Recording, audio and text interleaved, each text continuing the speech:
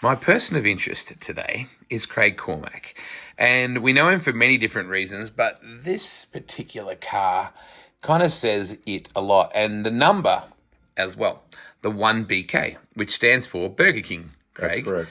And that was a huge part of your life, you and your wife Linda's life, for a long time. You started off just like me as a board hand. That's correct. Back in the day, I didn't go on to manage and own 35 stores. But anyway, where did you come into the Burger King world? We were living in Sioux Falls at that time, and they were opening up the first Burger King restaurant.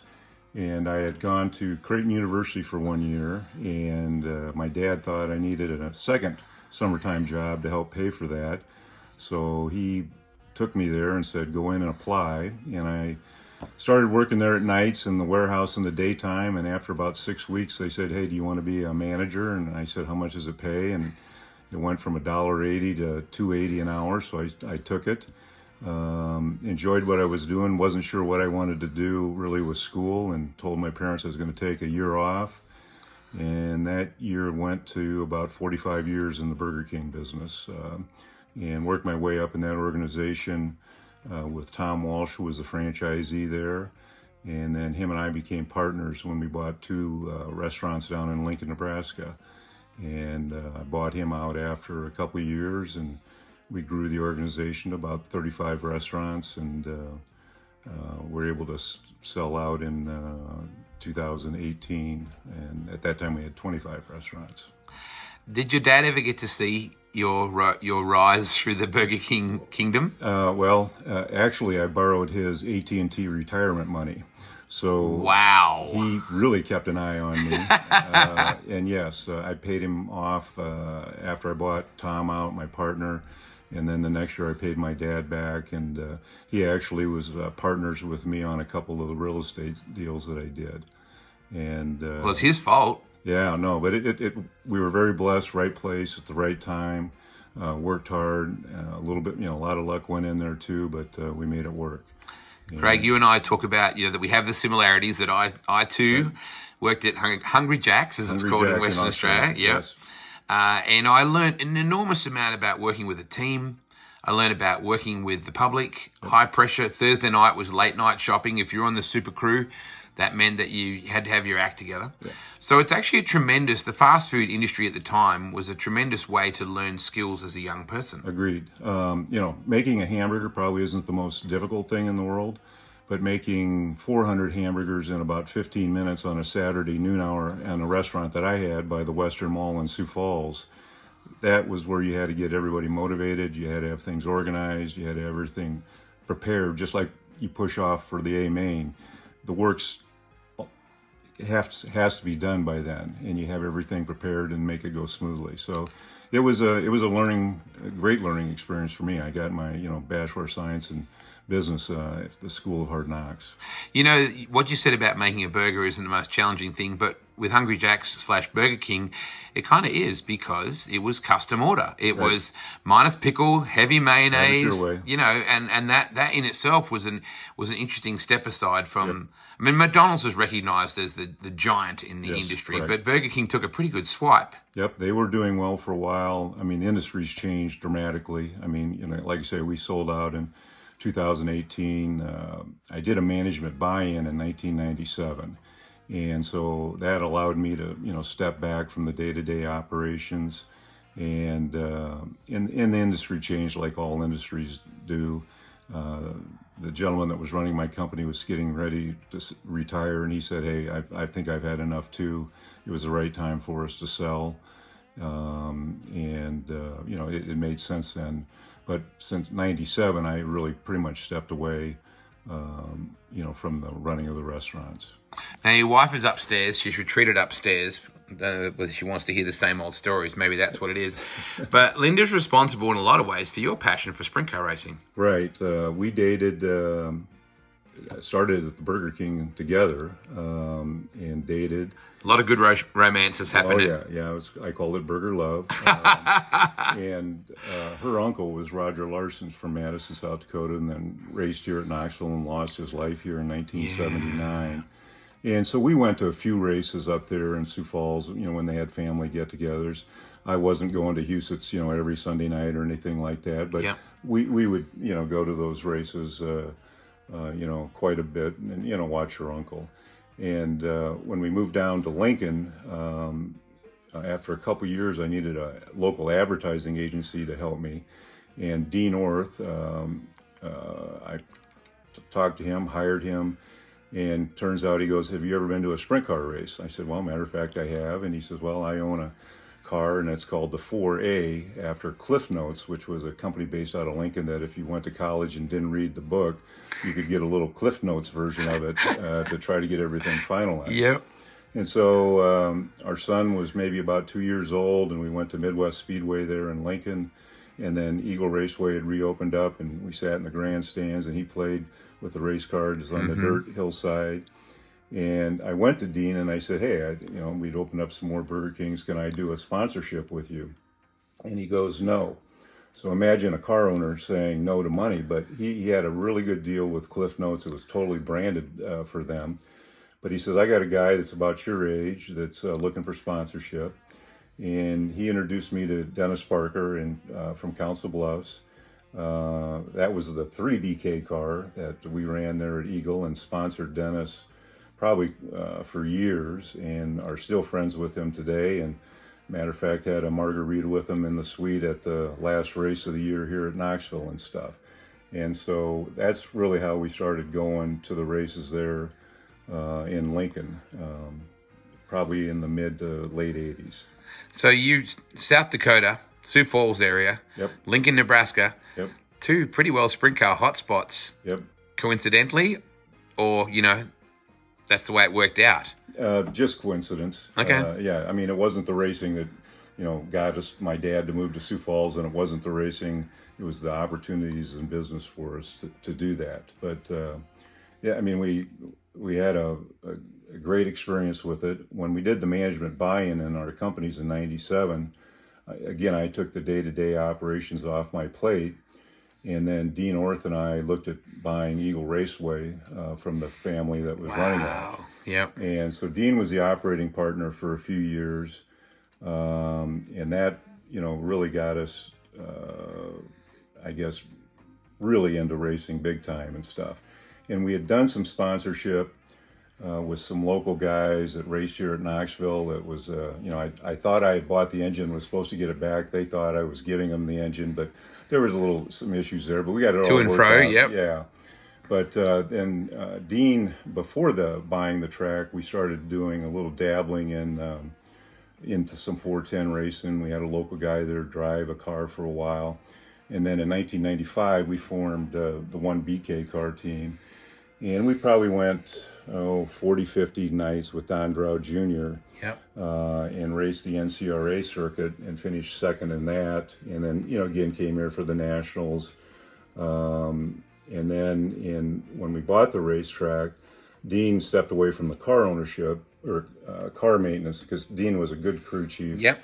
And we hired Davey Wortworth to come down.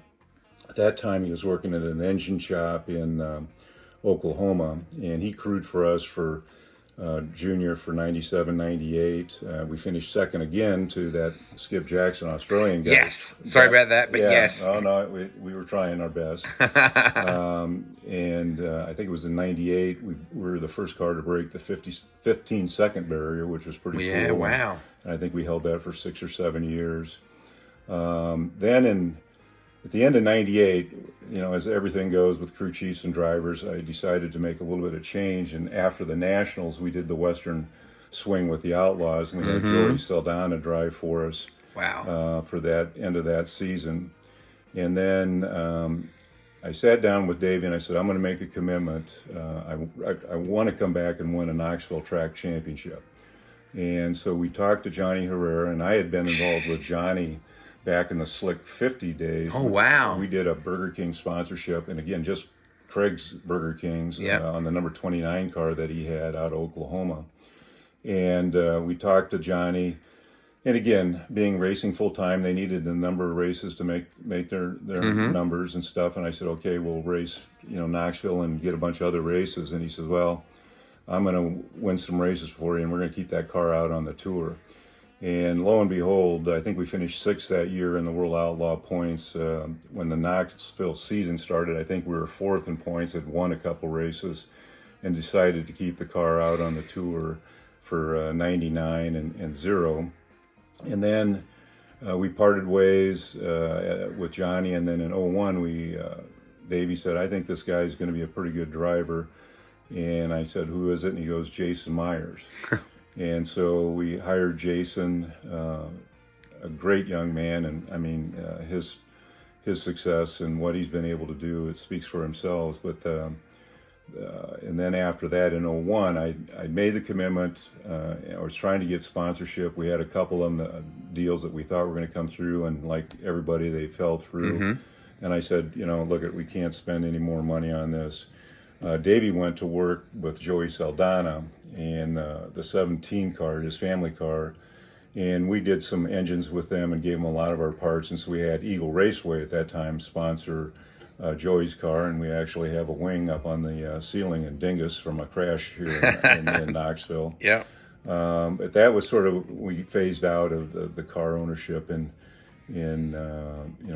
01, and then sponsorship for a couple years. But it was a great experience. I mean, I have 2 Knoxville Hall of Fame drivers that drove my car. Mm-hmm. I have a Hall of Famer with Joey that drove it at the end of 98.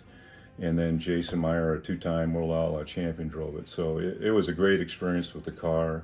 And, we had a great time with it and stuff. That was hardly the end of this passion, though.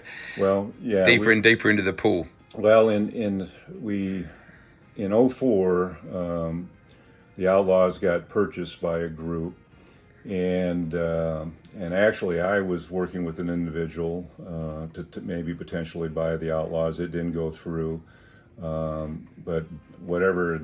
At that time they were called Boundless Motorsports. Mm-hmm. And I got a call at the end of February asking if I'd wanted to come to work for them as VP of something. And they didn't know what. And the president, CEO, had no racing experience. The CEO had some motocross or GP mm-hmm. Racing, and then some asphalt racing, but nobody in the organization had been really involved in dirt track racing. So that was a year that it was an educational one. 24 years never having a boss, to where I had a couple bosses I worked with. I tried to keep them going on the right direction. I sort of explained the history of dirt track racing. I think that year we went to 135 races in the motorhome. I don't know, put 35,000 miles wow. on 28, 29 states. It was a great experience for me. And there were just some things I wasn't comfortable with the organization, and I had a pretty good reputation in the industry from owning the car, and I think the racetrack, and I helped them finish up the schedule for 05, and they went down, the Outlaws went down then with, tell me the track down there in Parramatta. Yeah, with Brian Healy, Yep. And so I helped him get that organized. But you didn't go, right? One of my dumbest decisions I ever made. Well, in hindsight. Yeah, I should. We're going to rectify that. Yeah, we could have had that opportunity and stuff. But I worked for them in that 04 through that first quarter of 05. And, at that time it was, we realized our son probably wasn't coming back to Nebraska, and that's when we decided to pretty much move to Colorado. We sold everything in Nebraska, and we lived up in the Vail, Colorado area, and skied and enjoyed yep. that. And we kept coming back here. I mean, I think we've been coming to the National since 87, 88. Our son's been bringing our granddaughter since she's probably 4 years old. Mm-hmm. And she's probably one of the few girls riding the M15 train, M15 bus down 2nd Avenue in Manhattan, New York, watching Dirt Vision. She became enthralled with the extreme lady midget drivers, and mm-hmm. then would also watch USAC on Flow. And she is become a real race fan, and it's fun to see that passion with her. And the only time she gets to come to see a live race is basically here for the Nationals. But that it was a lot of fun, and we were going back and forth between here and traveling around in the RV, and had a blast. And then the reason why we're here in Knoxville, Iowa now in our home is 3 years ago I got diagnosed with Parkinson's, and I knew my skiing days were going to be numbered, and then just my mobility issues. Probably not a good idea to be driving an RV when you can't move too good. So we got on Zillow and found this house here, and I called my racing realtor, Jamie Ball, and I said, Jamie, go look at the house. And we did a walkthrough via FaceTime, and we purchased this house 3 years ago, sold the RV, and so now we did a major change. Then we sold Colorado too, and now we live in the Phoenix area, Arizona area in the wintertime, and then we spend our summers here in Knoxville, and we're living the dream. Craig, can I ask you about Parkinson's? Yes. Question without notice. Yep. It's a disease that affects people randomly and profoundly. Correct. And varying age groups. And the two most famous people in that situation, Muhammad Ali and Michael J. Fox, Right. both of whom waged their own personal war against it. Correct. Where are you at with it, and how does it affect your day-to-day life? It's unique because I think of those two also as Parkinson's, and with the tremors and the shaking. And I don't have that. I have stiffness where before I got diagnosed and on the medication, I basically became paralyzed on my right side, not able to move. Wow. And I asked the neurologist, why am I stiff and some people have tremors? And she says, it's your guess as good as mine. So it's, I developed it 3 years ago. They said, luckily it was later in life. It's one of those things, I'll die with it, not of it. And then the medication is what keeps me going. It's not a cure, but it allows me to move, not as fast as I used to, but I can still ride my pedal bike that I like biking. I'm still able to get on that and do that. So it's interesting that the high profile ones with the tremors, but there's a lot of us with Parkinson's that have the stiffness that you just have a hard time moving if you don't get the right medication. So medication is key, and consistent medication. Well, right? and I'll tell the story is we were getting diagnosed and did all the DAT scans and everything, and it was over the Christmas holidays, and we go there right after the New Year's. And I had Linda come with me to get the diagnosis, and it was, initially they thought it was a worse kind of Parkinson's, and luckily that wasn't the case. It was quote unquote good old fashioned normal Parkinson's. Wow. And he gave me the script, and I couldn't move my hand. I was frozen, and we went and had a function and went out to dinner, came back home, got the medicine. I took 2 pills at 7 o'clock, and by 10:30 that night, I was able to start moving my fingers. It helped me that What a quick. relief. And so it's just, again, they'll adjust your dosages and that, and you go to the doctor twice a year and talk about what your symptoms are and how you're doing, and they'll add. And there's the other thing I got diagnosed this last year was dystonia, which is a disfiguring of the hand. My hand will start cupping and I can't move it. And there's another. Big Pharma, thank you, because they give me another pill that helps me on the movement of that. So Parkinson's affects my family in a way with someone very special. My son's mum is affected in that, and in her early 40s. Yeah. So is there any key to any of these sort of things? Is it a mental determination? Is it maintaining medicine? I think it's medicine. It does, mentally it does affect you a little bit, but I think that's just, anytime you have some kind of illness, you get depressed or down, and you just got to sort of kick yourself in the rear, and everyone tells you to stay active. So, I do, in Arizona, I do yoga 3 times a week, and I try to go to the gym. I found a friend there that we go out mountain biking on the desert floor 2-3 times a week, and just trying to stay active. And that, it's just staying motivated to stay active is the challenge. There's 2 industries I want to talk to you about specifically. The fast food industry. Am I allowed to call Burger King fast food? Yeah, I think that's the way I called it for 40 some odd years, so yeah. Back in the day when you started, I don't think the fast food industry was anywhere near as variant. Now there is so many franchises. Correct. Back then there was really, I would imagine, was there Pizza Hut, KFC, or Kentucky Fried Chicken. It wasn't called KFC. This would have been in 1975 in Sioux Falls. There was 3 McDonald's. Yep. Period. There was no Subways. There was no Five Wendy's. Guy Burgers, no Wendy's, Arby's, yep. No Hardee's, and that. So getting in it at that time was the right time because, again, you didn't have the competition. And towards the end, I mean, we really started slowing down our development because it just got to be a struggle to get staffing for the restaurants because, again, so much competition was drawing upon that labor pool to do it. And again, now it is just Culver's is a brand up here, and then they're in Florida now and Arizona. So the competition is very, very intense in the industry, and the margins have been squeezed to where, we used to make 8-9 cents on a dollar, and now we're down to making, when we sold out 2-3 cents on the dollar. So it became very, very competitive, and the margins just got really tight. Staffing would be horrific now. Like in this post-COVID, oh my gosh. Well, when I started in 1975, you got to realize I was a college kid. I had hair down to here. Yep. I had to get my hair cut. Yes. And there were 500 people that applied at that restaurant for 100 jobs. Wow. Now most restaurants can function because of some automation and that stuff with 30 or 40 people, but they struggle to get staffs of 15 to 20. Yep. And what happens is you burn out your good people, and it sort of becomes a vicious cycle, and it is very tough to staff the restaurants. And unfortunately, the poor people that are actually there working tend to be the ones that cop the criticism. Yes. Because the service is slower, or they're so short-staffed, and yet the people standing at the coalface, they're the ones we should be saying thanks for being here. Exactly. Well, and it's when I go into a place, if I can watch a crew, and if they're trying, I understand that maybe they're doing the best they can in light of that they're short 2 or 3 people.